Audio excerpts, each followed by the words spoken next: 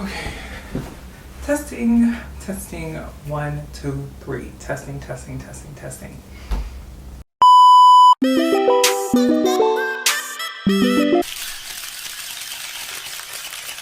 Hi everyone, I'm back.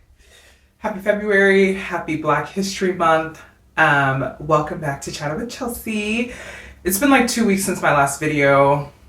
So much going on in life, and I feel like for me, this space is very important, so I always want to make sure that I'm coming to it with the most clear mind to be my best vulnerable self. And so I'm happy to be back and to be talking about today's topic. So today I am going to talk a little bit about something that could be classified in a lot of different words. So we can talk about joyful movement, we can call it fitness, whatever you want to call it, whatever people prefer. And why I thought it was really important to talk about this topic today was I have had, a journey with movement and fitness over the last, I would say, 6 years now. I have consistently moved my body and engaged my body in movement, and that journey has run the gamut, right? I've run half marathons, I've run races, I'm a registered yoga teacher, I've done personal training. Like, I've really explored the gamut of fitness and movement in different ways. I know the new year always brings new year, new me time, this energy and time, where people are very focused on, fitness goals and weight loss goals. And now that we're in February, this is kind of the time where people start to, change course, or they start to reassess those goals. And so I thought this was a good time for this video. Also, for my Tulsa family, I know that, and just really around the world, a lot of folks, really tune into Transformation Church. They listen to Pastor Todd. And so he recently just did a sermon and he talked about his fitness journey and what that meant to him. And so I know a lot of folks are feeling inspired by him sharing that out. And so I felt like this, this video was, perfectly timed.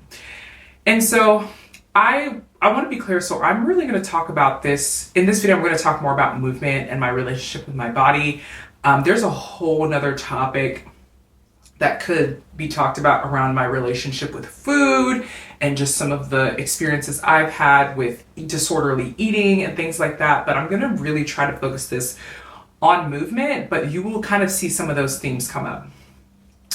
And so back in 2017, I was like 22, 23, and I was coming off of a relationship in which I was just doing too much. It wasn't even a relationship, it was a situationship. And I was in my first semester of grad school, and I was healing and coping in ways that probably weren't the best for me, but the ways that I knew how to cope at that time. And so through that change, I noticed changes in my body that I did not like. I just wasn't happy with it at that time. I would say I'm someone who I have always felt relatively comfortable in my body. It's interesting because when I think a lot about my childhood, I never thought that there was an issue with my body until other people started telling me there were issues with my body. So, to be clear, for those who know me, I'm 5'10". I'm a tall woman. I'm a curvy woman. I've always had these attributes about myself. And, growing up primarily in the suburbs, around, a lot of white people, that was challenging to navigate. Even my Black peers, like, my body was just, it was just different from other people. And so I always had sentiments about it, or sentiments that came up about it as a result of, how I was being treated, bullied, comments that people would make and things like that. And so body acceptance, was something that I really struggled with. So at that point, when I turned 22, I took a trip with some family and I actually got sick afterwards. I got sick. I got some sort of stomach issue. And the result of that stomach issue was like weight loss. And so when I saw some of those numbers change, I was kind of like, oh, I'm going to keep doing this and like, let's do it. And so I threw myself into that journey. I threw myself into weight loss, threw myself into that journey. I had a friend at the time, and she's watching this. I love her so much. She wanted to start working out, and we held each other accountable. We started going to the gym 3 times a week, like really late at night because we were in grad school. So the gym was open at 10 p.m. And we held each other accountable, and it got to a point where I didn't even need her anymore. Like I wasn't dependent on her. I started really taking the initiative to go on to the gym by myself. So even when she wasn't around, I did it on my own. And so that kind of started my journey with running. I had always wanted to become a runner. When I was a kid, I was never the kid who could run a mile in class. Like if I ran it, it was like not a run, it was a walk, and it usually took me about like 16 minutes. And so it was the first time in my life, I was feeling like athletic. Like I had never, I engaged in sports as a kid, but I wasn't like, the best, person. Like I was more of an academic involvement kind of person. So it wasn't like a key part of my identity. It wasn't something that like took me to college. And so um, at that time, I would say I was very happy that I was starting to be active, but I started to develop kind of an unhealthy relationship with movement. There was a point in my life where, I would wake up in the morning at 5 a.m. and run like 2, 3 miles and then go lift weights for an hour. And that's just doing a lot. And I think I was very focused on my movement was very connected to my aesthetics, right? Like I was very focused on the pursuit of like achieving a certain aesthetic that I always felt like I needed to achieve and didn't have access to, and felt like I was moving closer and closer to that. And so I think there was a point in my journey where, obviously I was experiencing this weight loss. It was happening very fast, really as a result of me not eating, but that's again a whole nother story. I finally hit this place where I was like, I feel like exhausted and overworked and weak. Like I was like, this is too much. I need to take a break.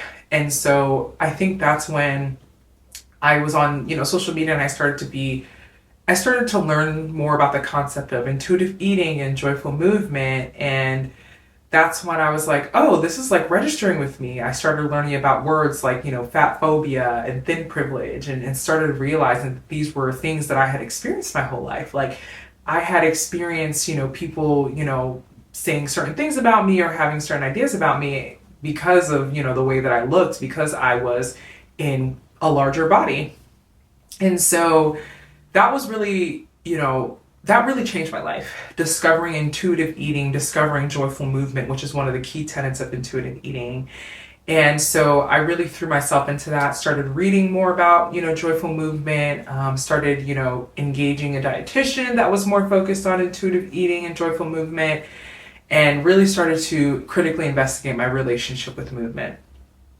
Since then, I would say that I have really gotten to a place where I have accepted and feel super comfortable with where I am at in my movement journey. I think that what has kept me moving for the last 6 years is a few things that, I wanted to just kind of share with folks. So I don't think there's anything wrong with pursuing movement because you want to look good, right? Like, I think the reality is we live in a society that privileges and benefits people who look a certain way, whether that's people of lighter skin, whether that's people who are smaller. Like that's the society that we live in, and we are all conditioned to desire that or, glorify that. So it makes sense that as human beings, that's something that we're going to want for ourselves.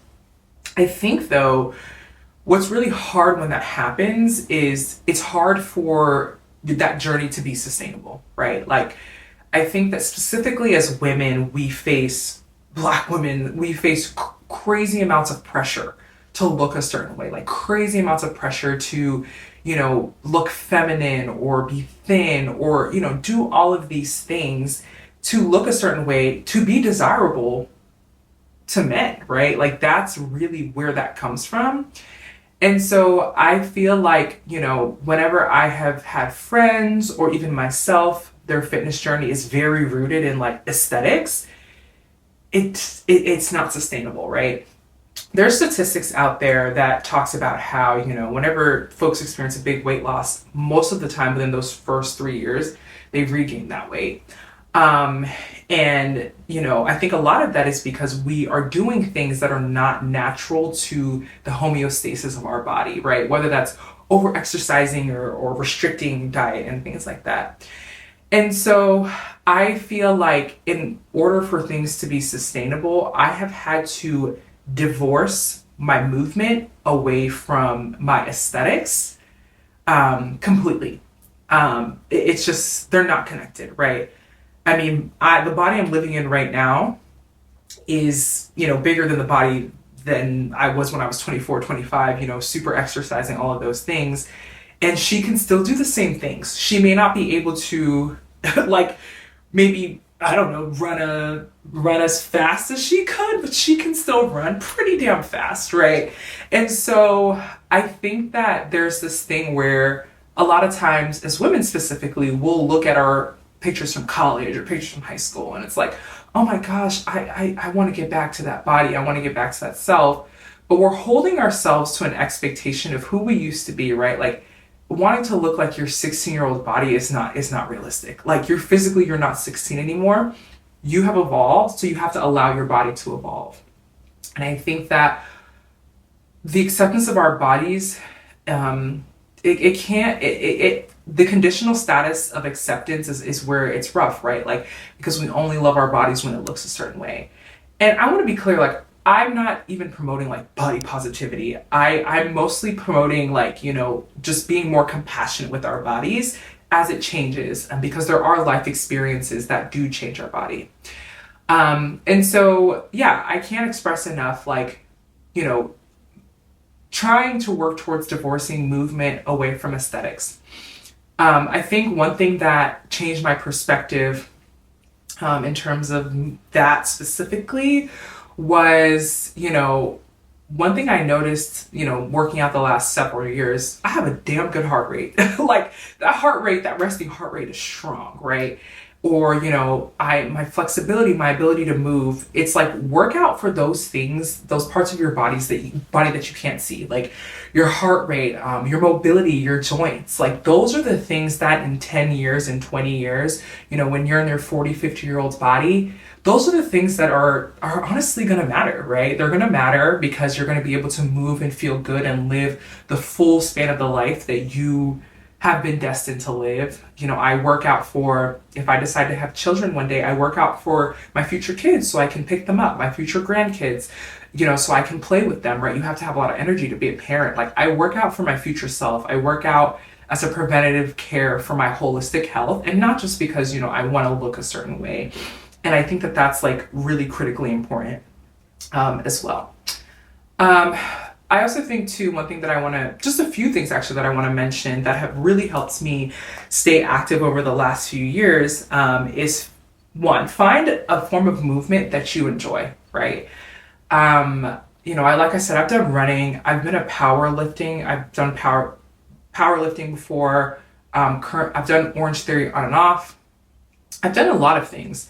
And that's just because for me, I do, one, what's convenient, and two, what I can afford, and three, what feels good at that time, right? And so powerlifting was no longer feeling good. I didn't like the way it was feeling, so I switched back to Orange Theory.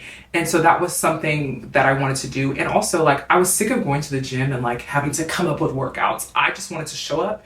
You tell me what to do. It's an hour. I'm listening to music and I'm good. Like, that was really what that journey was about. I also usually prefer to work out in places and spaces that are close by. If I have to drive over 10 minutes to my workout, I'm not going. And so, like, I'm always going to prioritize distance. I think I feel more motivated if I'm like, oh, this is only 6 to 10 minutes away, or this is walking distance. It holds me a little bit more accountable to showing up to my movement. And then again, like dance classes, lifting, whatever it is, like find the movement that works for you. It could be at home workouts. It could be Peloton, whatever it is, like find the movement that works for your body and that feels good to you. The next thing that I think is really helpful if you are trying to create a sustainable fitness journey is making sure that you are creating accountability measures for yourself. And so when me and my friend, I'm just going to call her Joy, when me and Joy started working out, I feel like we had a point in our journey where like if one of us didn't want to show up, we would pay each other $1. Like we would just send each other $1. Like, okay, I'm not coming today. I'm going to owe you $1. Like that's just something that we did. And it became to a point where, especially those days that I didn't want to go, she was my reason why I showed up, right? Like, so finding someone that you have that connection with that is going to motivate you to show up, that you love talking to, that you enjoy being around, find that person and see if you can create some accountability measures with them. I love going to yoga classes with friends. I love engaging in movement with friends and just like sharing community and moving together. I think that's something that's really important and also helps you show up a little bit more.